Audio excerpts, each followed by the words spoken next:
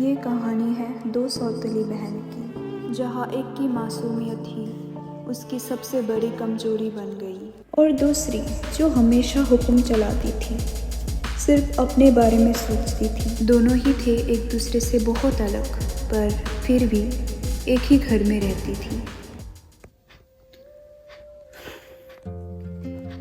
रीवा, हाँ, कहाँ है तू? जल्दी यहाँ पर आ। आई। पता नहीं कहाँ पे रहती है हमेशा, एक भी काम ढंग से नहीं करती वो। जो भी करने बोलूं हमेशा कुछ ना कुछ गड़बड़ करती ही है। इसकी तो रोज की हो गई, हद होती है। अभी तक नहीं आई तू? कितना लेट करेगी? हाँ दीदी, बोलो। कहाँ थी आप महारानी? आपको दिखाई नहीं देता? आपको जो मैंने काम कहा था करने के लिए आपने वो किया है ना? हाँ दीदी, आपने कपड़े प्रेस करने के लिए बोला था ना, मैंने कर दिया। हाँ हाँ, आपने तो मेरे ऊपर बहुत बड़ी एहसान कर दिया है। तो अगर आपका हो गया तो आप और भी काम है वो भी कर लीजिए, या फिर मैं करूं? आपको तो पता है ना कि आप सिर्फ काम के लिए है यहाँ पे, नहीं तो मेरी मम्मी आपको कभी भी हमारे घर नहीं रखते। जी जी दीदी, मैं अभी कर देती हूँ जो काम बाकी है। झाड़ू पोछा भी कर दूंगी, बर्तन भी धोना है और खाना भी बना रही हूँ। ओहो, आपको याद है ये सब काम बाकी है? चलो, आपको याद तो है। अब ये सब काम करके हमारे ऊपर और एक थोड़ा सा एहसान कर दीजिए। घर पे महारानी की तरह बैठना बंद कर और काम कर जाके, ठीक है? तुझे याद रखना चाहिए कि अब तेरी मम्मी ना इस दुनिया में नहीं रही। आप सिर्फ मेरी मम्मी है, मेरी मम्मी तेरी मम्मी नहीं है, ये बात याद रख, ठीक है? चुपचाप जाके काम कर ले। ठीक है दीदी, मैं करती हूँ। जी मैडम जी, आप जाइए। इसी का ही तो इंतजार है मुझे। आपको बताना जो पड़ता है मुझे, हर रोज ही आपको बताना पड़ता है।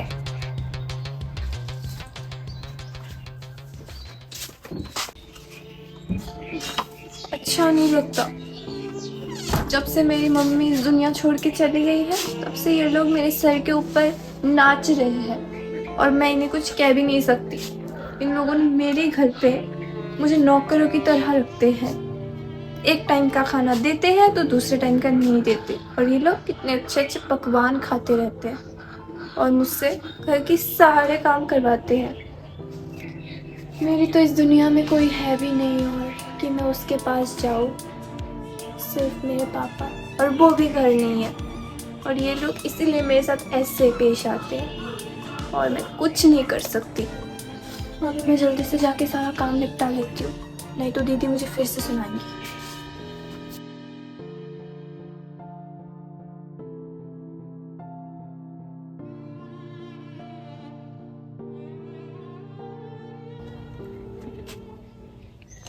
मिंकी का कॉल है। हाँ हेलो मिंकी, बोल। स्कूल में फंक्शन? अच्छा, तो जा रही है?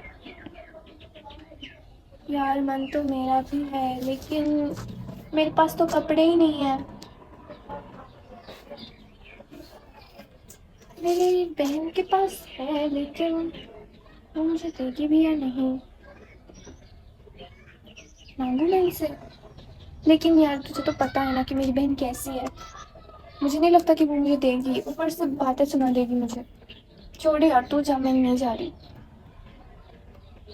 लेकिन मैं कैसे मांगू इनसे? मांगना चाहिए मुझे। अच्छा ठीक है, फिर मैं कोशिश करके देखती हूँ। ठीक है, बाय। अपनी बहन से कपड़े मांगू, वो मुझे देगी? एक बार मांग के तो देखिए, क्या पता दे दे।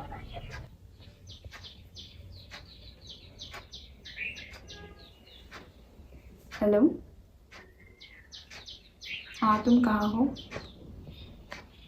यार मैं घर पर ही हूँ। हाँ, तुम्हें तो पता ही है ना मेरी छोटी बहन के बारे में।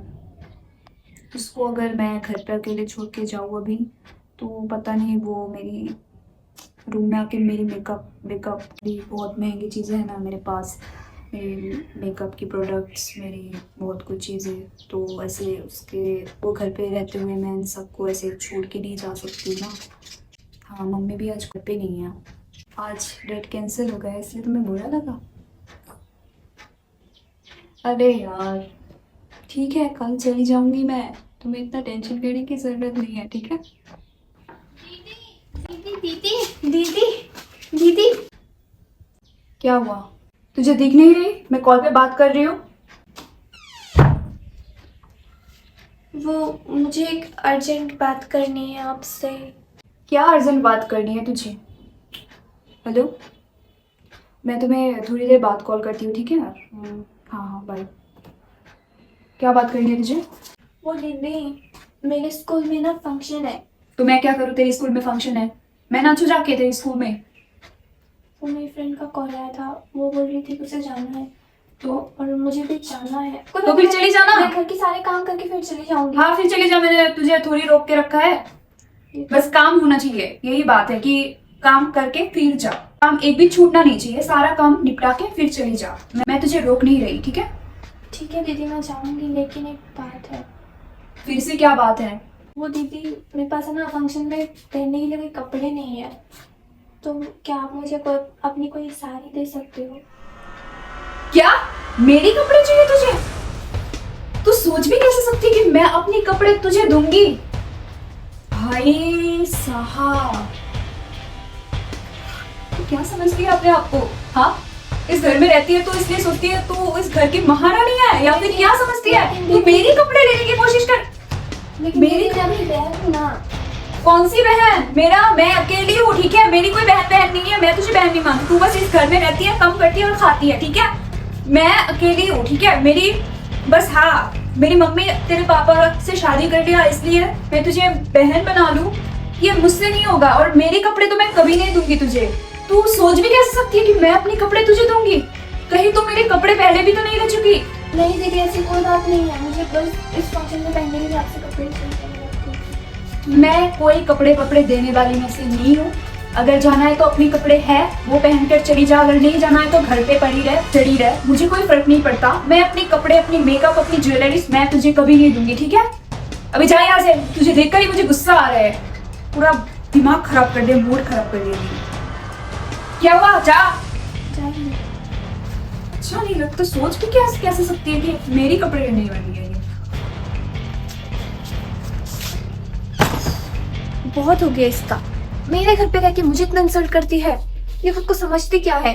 मुझसे बड़ी है इसलिए मैं इसको दीदी बोलती हूँ, इतना रेस्पेक्ट करती हूँ। मेरी सौतेली बहन है ये, मैं एक बार भी नहीं सोचती, मैं इसे अपनी बहन की तरह इससे पेश आती हूँ। और ये मुझे इतनी ज्यादा इंसल्ट करती रहती है, हर मेरे साथ ऐसी हरकतें करती है जैसे कि मैं इस घर की काम वाली हूँ, मैं इस घर की बेटी नहीं। और ये खुद अकेली इस घर की बेटी है, जबकि ये घर मेरा है। बहुत हो गया इसका, बहुत हुआ। ये मुझे अपने कपड़े भी नहीं दे सकती ना, बहुत हो गया इसका। अब मेरे पास सिर्फ एक ही ऑप्शन है।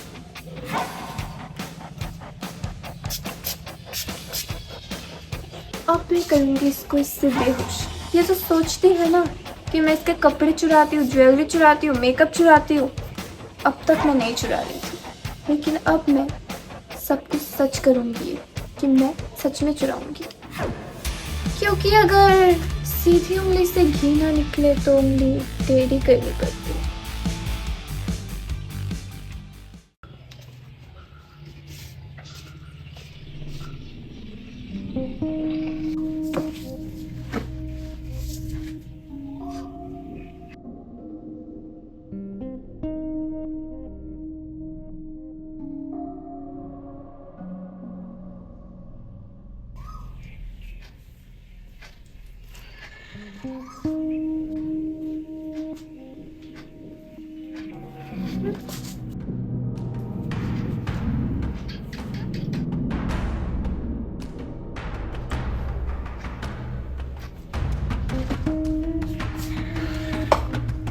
अब मैं तुम्हारी सारी चीज़ें चुरा के, तुम्हारे पैसे चुरा के यहाँ से भाग जाऊंगी। और अब तक मेरे पास पैसे नहीं थे इसलिए मैं कहीं पे नहीं जा पा रही थी, लेकिन अब मैं तुम्हारे पैसे चुरा के यहाँ से भाग जाऊंगी और मुझे इस घर पे भी नहीं रहना। अब तुम्हें पता चलेगा कि लोगों के साथ इतना बुरा बिहेव नहीं करना चाहिए कि वो मजबूरी में आके किसी को भी क्लोरो करने के लिए मजबूर हो जाए।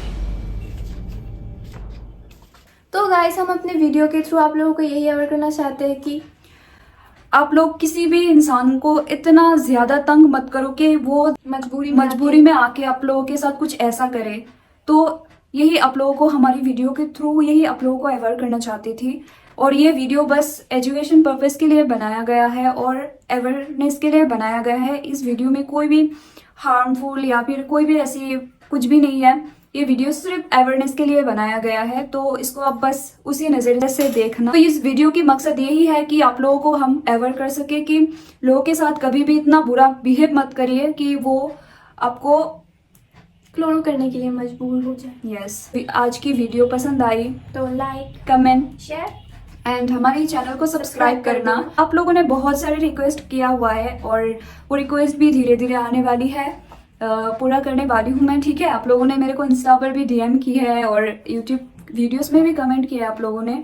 और मैं बहुत दिन बाद फिर से आ रही हूँ क्योंकि मेरी लाइफ में बहुत सारी प्रॉब्लम्स चल रही है, तो इसलिए मैं नहीं आ पाई। बट अभी से मैं कंटिन्यू करने की कोशिश करूँगी, कंटिन्यू करूँगी जैसे भी हो। तो अभी आप लोगों के रिक्वेस्ट में एक वीडियो आते रहेंगे और आज भी मैं करना चाहती थी, बट तो आज बहुत ज़्यादा रात हो गई है, इसलिए आज आप लोगों की रिक्वेस्ट पर वीडियो नहीं ला पाई। अगली बार जरूर लाऊंगी। तो आज के लिए इतना ही, बाय बाय।